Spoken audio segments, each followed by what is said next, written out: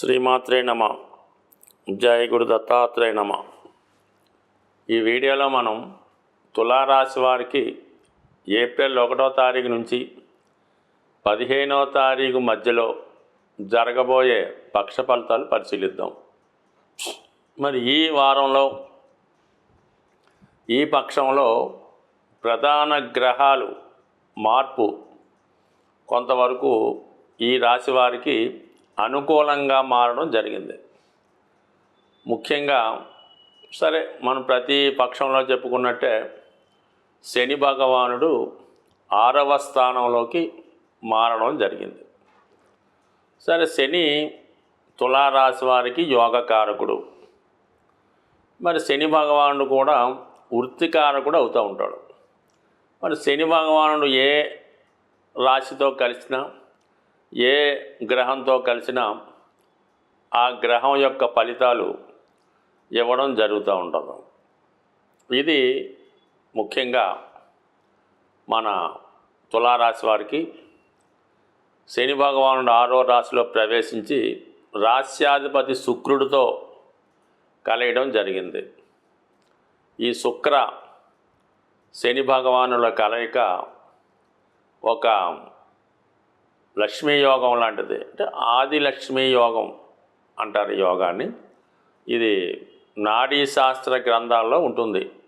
ఈ యోగం ఎవరి జాతకంలో ఏర్పడినా వారు సమాజ శ్రేయస్సు కోసం అందరూ బాగుండాలనే ఆలోచనతో అందరికీ ఉపయోగపడే కార్యక్రమాలు చేస్తూ ఉంటారు. అందరి యోగక్షేమాలు తెలుసుకొని వారికి ఏమి అవసరమో అవి సమకూరడం జరుగుతూ ఉంటుంది. ఒక విధంగా ధైర్య సాహసాలతో సంఘంలో జరుగుతున్నటువంటి అవినీతిని కడిగే ప్రయత్నం చేస్తూ ఉంటారు. ఇది నాడీ శాస్త్ర ప్రకారం. అయితే రొటీన్గా అయితే తులారాశిలో మరి శుక్రుడు అధిపతి అవ్వడం వల్ల వాళ్ళు ఎక్కువగా మీడియా, సెలబ్రిటీ, ఫ్యాషన్ డిజైనింగు, ఈ బ్యూటీషియన్, అలాగే సాఫ్ట్వేరు, కెమెరా, అన్ని రకాల యూట్యూబ్ అయితేనే, టీవీ అయితేనే మీడియాకి ఈ తులారాశి ప్రాధాన్యం వహిస్తూ ఉంటుంది. అటువంటి రాశ్యాధిపతి శుక్రుడు 6వ స్థానంలో శని భగవానుడితో కలిగడం వల్ల ఈ రాశి వారికి కొత్త అవకాశాలు రావడం జరుగుతూ ఉంటుంది.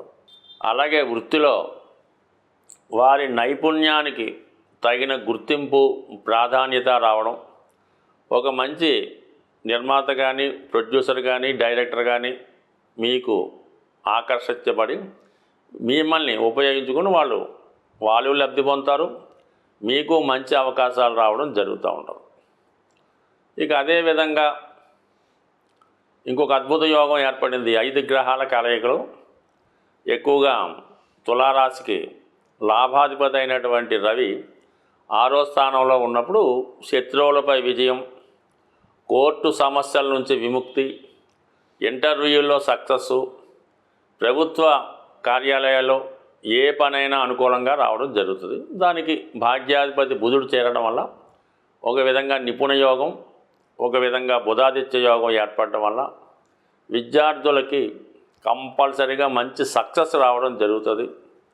అలాగే ఇంకా ఉన్నత విద్యలో ప్రవేశం కొరకు మార్గం కూడా సరైనటువంటి దారి ఏర్పడడం జరుగుతుంది. అంటే వాళ్ళు చేసే ప్రయత్నాలు ఇంకా హైయర్ స్టడీస్కి అవకాశం కలిగిస్తాయి.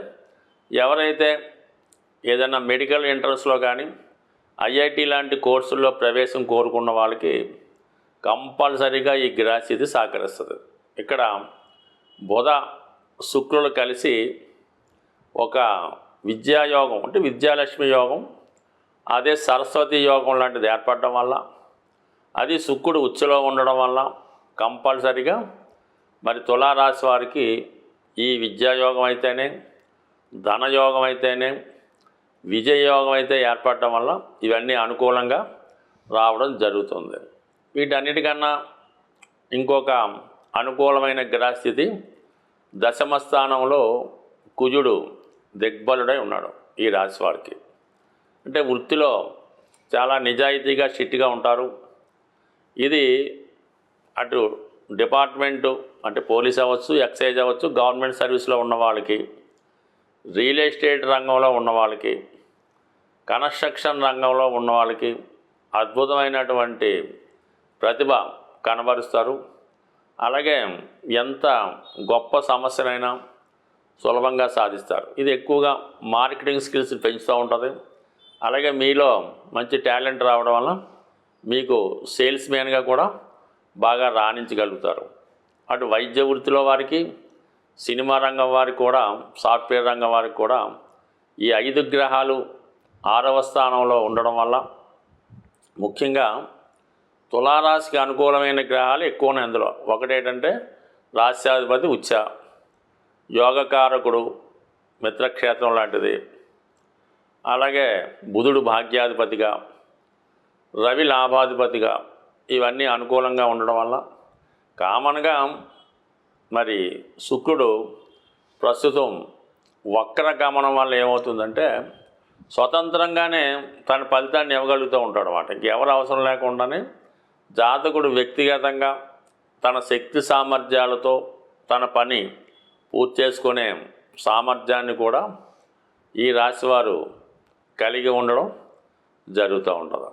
మొత్తం మీద ఈ శనిగ్రహ మార్పు, కుజగ్రహ మార్పు ఈ రాశి వారికి చాలా అనుకూలంగా ఉంది. ఇటొచ్చి గురువు అష్టమ స్థానంలో ఉండడం వల్ల ఇది కొన్ని ప్రయత్నాల మధ్యలో ఆపుతూ ఉంటుంది. అంటే నిజాయితీగా వెళ్తూ ఆధ్యాత్మిక మార్గంలో ఎవరికి అపకారం లేకుండా చేసే పనులకు మాత్రం సహకరించడం జరుగుతూ ఉంటుంది. బట్ ఏదైనా ఇది అష్టమ స్థానంలో ఉన్న గురువు 4, 8, 12 మోక్ష త్రికోణాలని యాక్టివేట్ చేస్తూ ఉంటుంది. ఇది ఆధ్యాత్మిక మార్గంలో వెళ్ళే వాళ్ళకి కూడా ఈ గ్రహస్థితి అనుకూలంగా ఉన్నది. ఏదైనా మనకి అటు జన్మజాతకంలో కానీ గోచార రీత్యా కానీ గ్రహాలు ప్రతికూల స్థితిలోకి వచ్చి ఇబ్బంది పెడుతున్నప్పుడు సులభమైనటువంటి పరిష్కారాల ద్వారా మనం దాన్ని ఆ సమస్యల నుంచి బయటపడవచ్చు. అయితే ఆ సులభమైన పరిష్కారం తెలుసుకోవడంలోనే అసలు టెక్నిక్ అంతా ఆధారపడి ఉంటుంది. మరి ఇప్పుడు ఏర్పడినటువంటి 5 గ్రహాలు మీనరాశిలో ఉంటే మరి గురువు పరివర్తన ద్వారా, అలాగే కుజుడు జలతత్వ రాశిలో ప్రవేశం వల్ల ఇవన్నీ కూడా ఎక్కువ గ్రహాలు ఈ జలతత్వ రాశుల్లో ఉండడం జరుగుతూ ఉంది ఇప్పుడున్నటువంటి స్థితి. అంటే ఏదైనా ఒక రాశిలో శత్రుగ్రహాలు కలిసినప్పుడు ఆ రాశి కారకత్వాల్ని, ఆ గ్రహ కారకత్వాల్ని నాశనం చేస్తుంటాయి. మిత్రులు కలిస్తే నో ప్రాబ్లం, శత్రువులు కలిస్తేనే ప్రాబ్లం వస్తుంది. ఇక్కడ శత్రుగ్రహాలు ఒకే రాశిలో కలయడం వల్ల, మరి జలతత్వ రాశిలో కలడం వల్ల మనం ఏవైతే శత్రుగ్రహాలు ఇబ్బంది పెట్టే గ్రహాలు ఉంటాయో వాటికి అభిషేకం చేయడం ద్వారా ఆ గ్రహాలు మనకి శాంతినిచ్చి మంచి మార్గాన్ని ఇస్తాయి.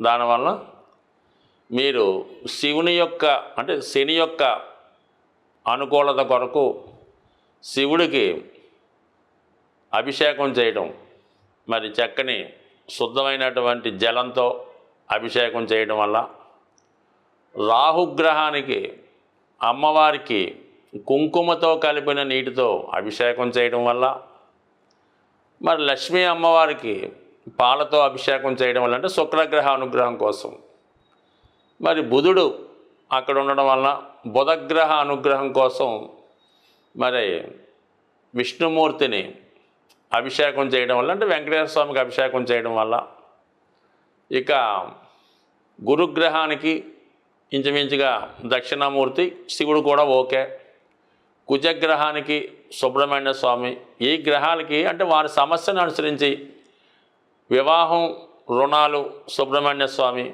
ఉద్యోగం, ఆర్థిక బాధలు ఇవన్నీ శని భగవానుడి కంటే శనిగ్రహం వల్ల కాబట్టి శివుడికి, మరి వ్యసనాలు, అపకీర్తి, దుష్ట ఆలోచనలు, బ్యాడ్ క్యారెక్టరు ఇవి పోవాలంటే రాహుగ్రహం అమ్మవారికి కుంకుమ కలిపిన నీటితో అభిషేకం చేయడం.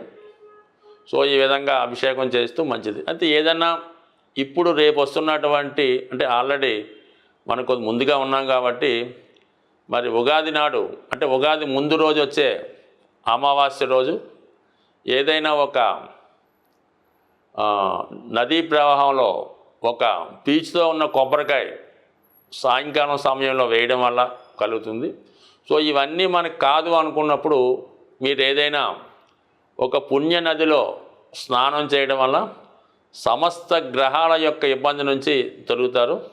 అది ఎక్కువగా మనకి మన ప్రాంతాల్లో ఉన్నటువంటి అంటే విజయవాడ అవచ్చు, రాజమండ్రి అవచ్చు, కర్నూలు అవచ్చు, ఎక్కడ మనకి కృష్ణా గోదావరి నదులు ప్రవహిస్తున్నాయో వాటి వల్ల. అలాగే ఆ అవకాశం కూడా లేనివారు చక్కగా ఏదైనా శివాలయంలో దర్శనం చేసుకొని ఆ శివుణ్ణి ధ్యానించుకోవడం వల్ల సమస్త దోషాలు తొలగే అవకాశం ఉంది. స్వస్తి.